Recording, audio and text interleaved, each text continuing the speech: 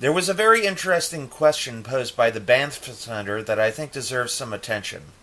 The question was, how do editors know if your writing is good? It's a very relevant question that needs to be explored. So here we go.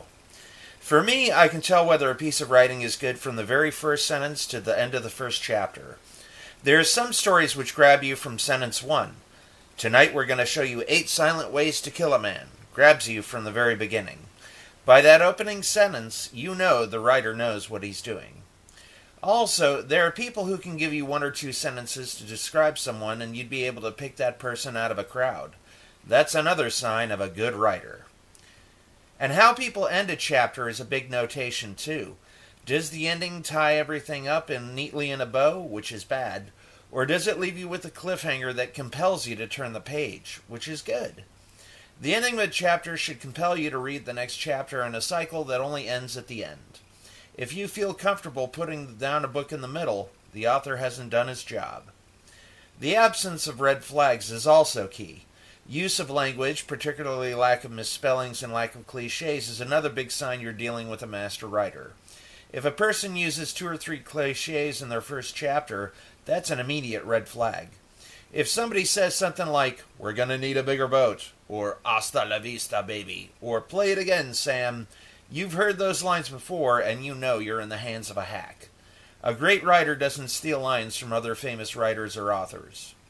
My friend Benny used to do this constantly, and he would steal lines and even characters that were from Star Wars. That's how I would know Benny's writing was from Benny.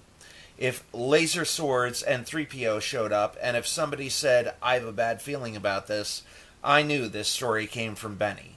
All of those are major red flags.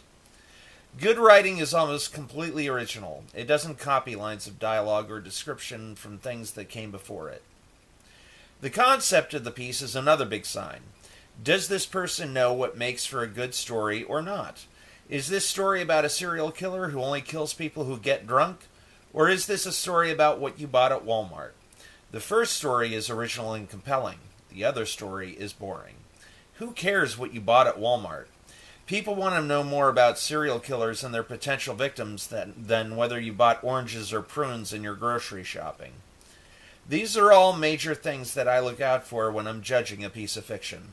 Typically, if you don't grab me by sentence number 1, I barely ever read past the first 3 paragraphs. And that's how I judge whether a piece of writing is good or not. I'm Randy Brown. If you enjoyed this video, smash that like and subscribe button, and I'll see you in the next one. Thank you.